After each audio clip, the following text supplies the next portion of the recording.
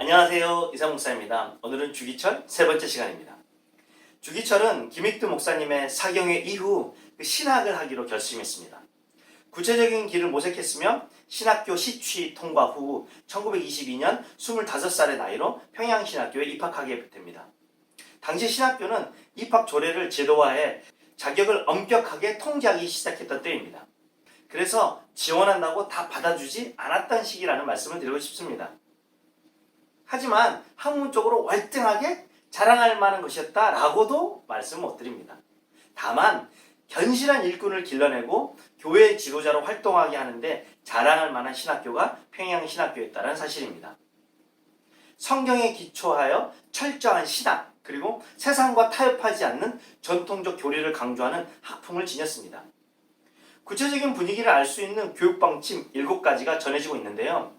그 내용 중에는 영적인 면에 치중하며 말씀을 철저히 주입시킨다는 것과 그리스도의 군병으로 어떠한 어려움도 견디도록 훈련할 것이 담겨 있는 것으로 그 분위기를 엿볼 수 있지 않을까요?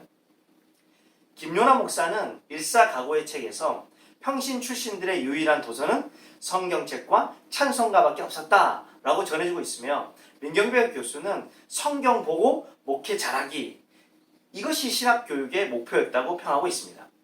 또한 저녁마다 분방 예배를 보며 새벽에는 공동 기도회를 가진 평양신학교의 모습 속에서 주기철이 훈련받았습니다. 그런데 저의 의문점이 있습니다.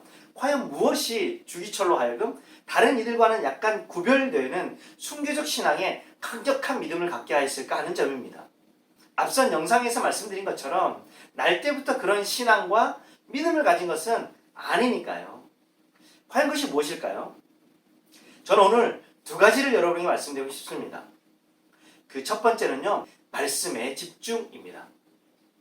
많은 주기철의 전기들이 공통적으로 증언하는 내용은 주기철이 말씀의 사람이었다는 사실입니다. 주기철은 이 시대의 어려움을 이길 수 있는 열쇠가 되는 책이라고 이해하며 신명기를 어느 책보다 더 가까이 했다고 전해집니다.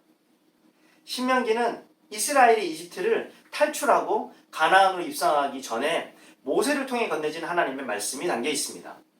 새로운 땅에서 어떻게 새로운 삶의 자세를 갖고 살 것인지에 대한 구체적인 내용, 온통 법으로 채워져 있습니다. 해야 할 일과 하지 말아야 할 일 투성입니다. 그렇다면 이쯤에서 진심을 다해 신명기의 말씀을 하나도 놓치지 않고 그 말씀대로 살면 오늘 같은 복잡다단하고 예측 불허의 일상을 주기철 목사님과 같은 순교적 신앙의 굳세 믿음을 갖고 복과 은혜를 누리며 살 수 있을까요? 정말 그럴까요? 이 지점에서 2번째입니다. 하나님께 집중입니다. 저는 주기철 목사님의 말씀의 집중이 단순히 읽고 배우고 익힌 것을 그 넘어서 하나님께 집중이라고 저는 해석합니다. 주기철은 신명기를 통해 해야 할 일과 하지 말아야 할 일에 집중함으로 법칙을 깨달아 살다 보니 삶의 지혜를 얻고 순교자적 삶을 살았다는 것이 아니고요.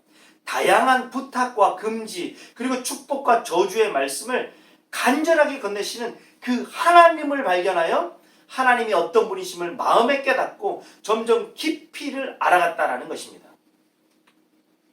그리고 이러한 삶, 지식으로 자신에게 주어진 일상을 하나님의 아버지의 마음으로 살아내는 중에 지혜가 드러났으며 결코 포기할 수 없고 외면할 수 없는 하나님에 대한 사랑과 열망이 순교적 신앙의 굳센 믿음으로 드러나는 것이라고 이해합니다. 2가지를 조합하여 다시 설명드리면 말씀을 가까이 하는 읽고 배우고 익히는 일상을 놓치지 않았다는 것입니다. 그런데 말씀을 가까이에서 일상에 도움을 받는 인생 사용 설명서로 이해하지 않고 그 말씀 속에 드러나고 나타난 하나님을 발견하고 그분을 알아감으로써 닮고 사랑하며 살다가 신압으로 주기철에게 굳센 믿음, 순교적 신앙이 나타났다고 해석합니다. 호세아 4장 6절의 말씀입니다. 내 백성이 지식이 없어 망하는도다 한탄하는 선지자의 고백이 나옵니다. 그런데 이 지식은 뭘까요? 4장 1절이 답을 주고 있습니다. 그것은 하나님을 아는 지식입니다. 곧 하나님을 알지 못해 망했다라는 겁니다. 어떤 설명서가 없어서 망한 것이 아니고요. 다시 한번 강조합니다. 하나님을 아는 지식이 없어서 망했습니다. 그리고 호세아는 계속 주님께 돌아가자 강권하며 주님을 알자, 애써 주님을 알자라고 말하고 있습니다.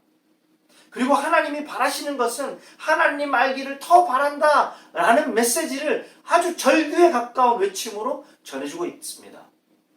주기철은 말씀의 집중, 말씀의 일상화라는 것과 동시에 그 하나님을 아는 지식으로서 말씀을 만나는 훈련을 감당했다고 저는 믿습니다. 욥의 고백을 인용하여 설명하면 말씀을 가까이 하여 귀로 듣기만 한 것이 아니라 눈으로 주를 본 것입니다.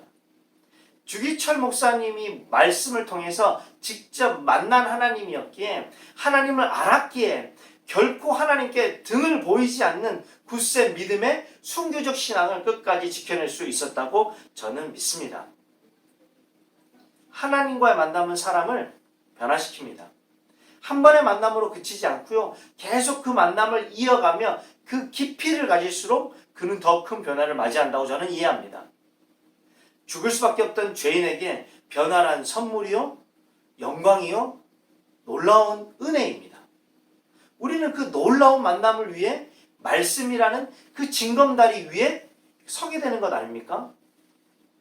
기꺼이 이 징검다리를, 이 건너는 일상을 놓치지 않기를 원합니다.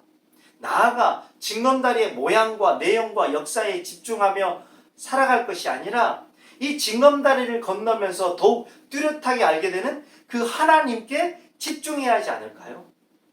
하나님을 아는 만큼 그 인생의 선택도 지혜도 능력도 달라질 것이라고 저는 믿습니다. 주기철처럼 말입니다. 저는 오늘 하나님을 만나러 말씀 속으로 뛰어들겠습니다. 여러분도 같이 가시죠. 여러분, 말씀을 가까이 하는, 그리고 그 말씀 속에서 하나님을 발견하는 이 두 가지를 절대 잊지 마세요. 주기철 목사님이 우리에게 보여주는 세 번째 메시지입니다. 오늘도 힘차고 복된 하루 화이팅입니다. 감사합니다.